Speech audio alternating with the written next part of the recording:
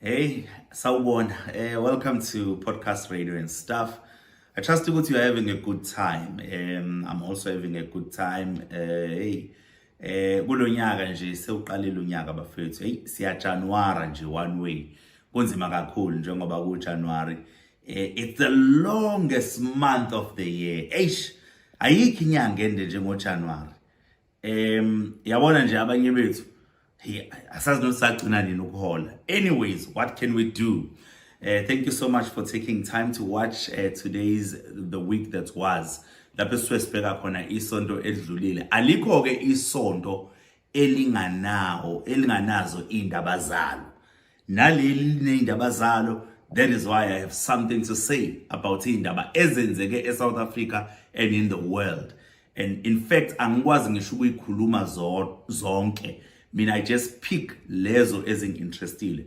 Please do remember to subscribe and also to press that notification bell so that every time Mengabesi posts something, you will be notified. And remember that you can also become a member of this page. And when you become a member, all you will be contributing is 9.99 rand per month. So please do become a member. Yes, to be able to sustain Lily page. But faith, I did say, aliko isondo elinganazi indaba zalo. Now, first of all, kuleli sondo, the exciting news that I want to start with is ama results our matric. Congratulations and well done to the matric class of 2024. Bafethu, niyenze umsebenzi omuhle, i-percentage rate yokupasa kwase South Africa ikhuphukile. Siyanibongela kakhulu. Sithanda futhi ukubongela othisha. Awu bafethu basebenzile kakhulu othisha.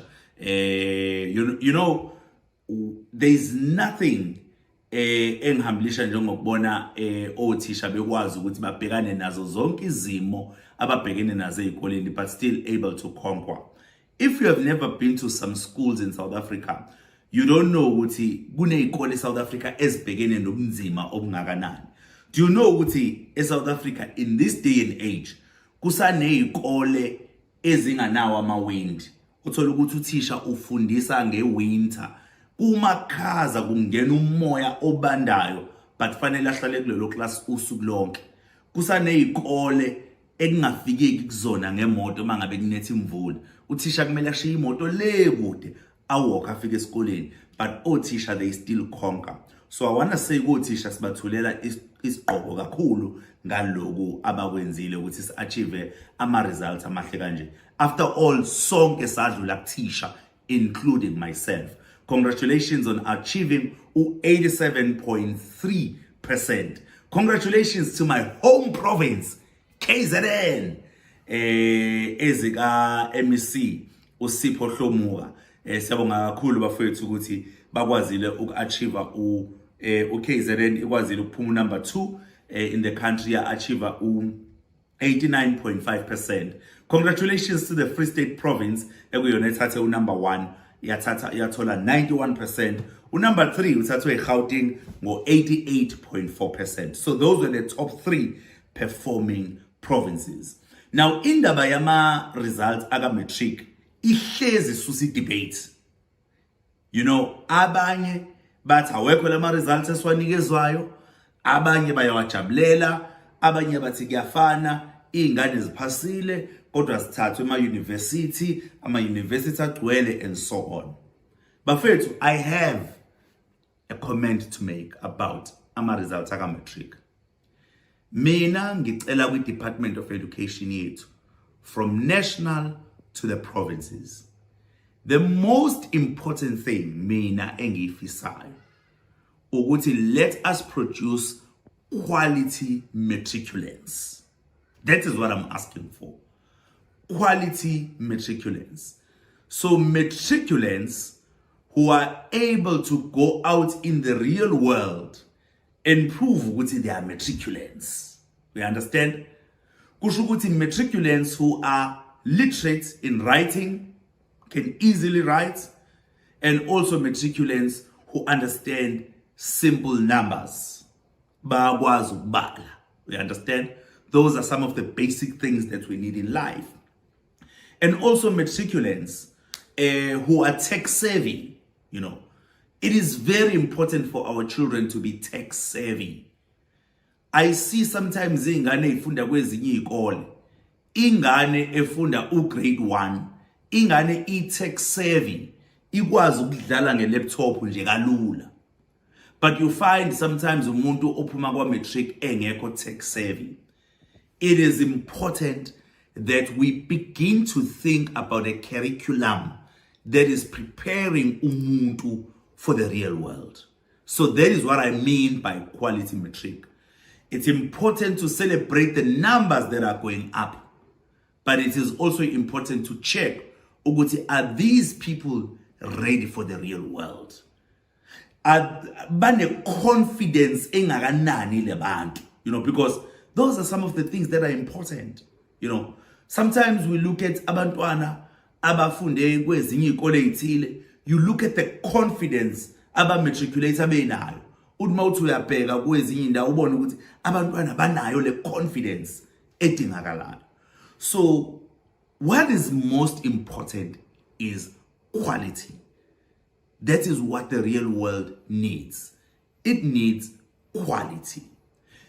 It is also very important ukuthi i-curriculum yethu icheckwe ukuthi le curriculum esifundisayo, izinto esifundisa abantwana bethu zizobe zi-relevant kangakanani in the next 10 years. Zizobalekelela kanjani in their lives in the next 10 years.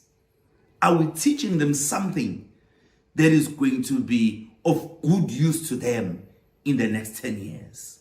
Those are the robust debates, questions that we should be asking ourselves when it comes to the issue of matric. It's very important. It might not sit well with certain people, but it's the honest truth. It's the honest truth. So we need to be asking ourselves those questions. Ukuthi uma sithi umuntu uphase kanje, lokhu kuzomsiza kangakanani in real life ukuthi akwazi ukuthi azimele. So I just want to say all the best to all the matriculants, and I honestly wish you the best. And ingazokuthi masenifika ke in the real world, you may find your path and find your purpose and be of an impact to our country. Our country needs you. That's the most important thing. Our country needs you. The second thing that I want to go to is ngifunde an article this week ukuthi iThala Bank is going to be liquidated. So what is happening? Abantu aba over 250,000 imali zabo ezise iThala Bank frozen, right? So they need to look for alternative banks while the matter is in court, and kuzoqala liquidation process simply because iThala ngokwembiko kunezinto ebezilindelekile ukuthi ba comply nazo ngokwa Financial Services Conduct Authority, and they ended up not complying with those, and that is why now iThala is going into liquidation. But ke indaba ezimnandi for the people who are investors in iThala, imali zabo ezilaphayana ukuthi your monies are safe.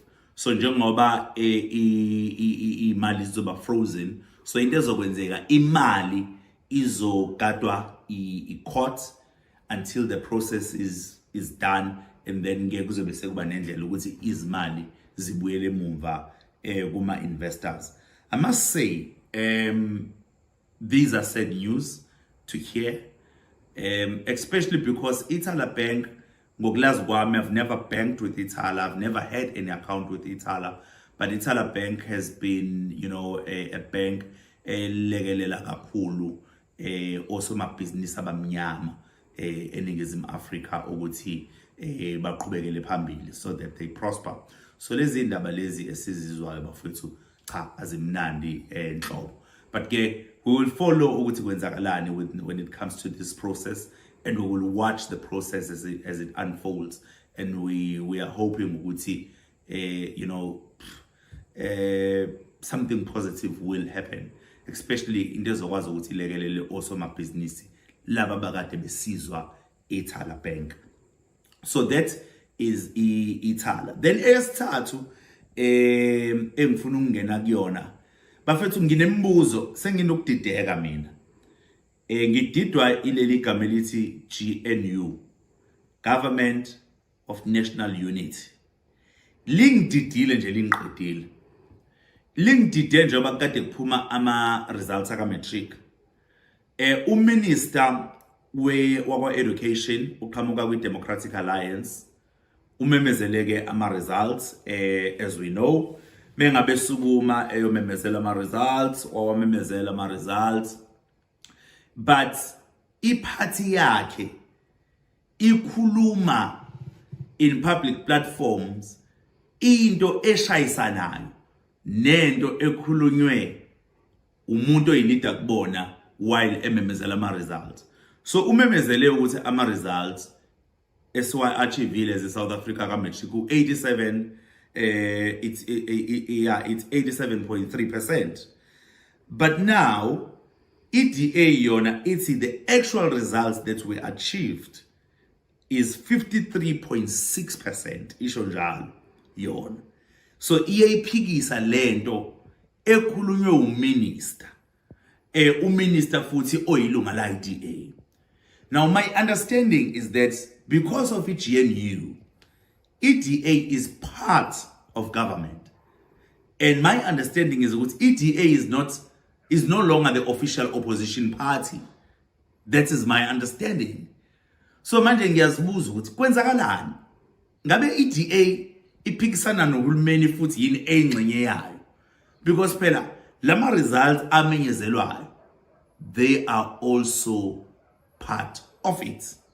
So I am confused ngampela ukuthi kanti kahle kule setup esibonayo ye GNU izinto kanti khona zihamba kanjani.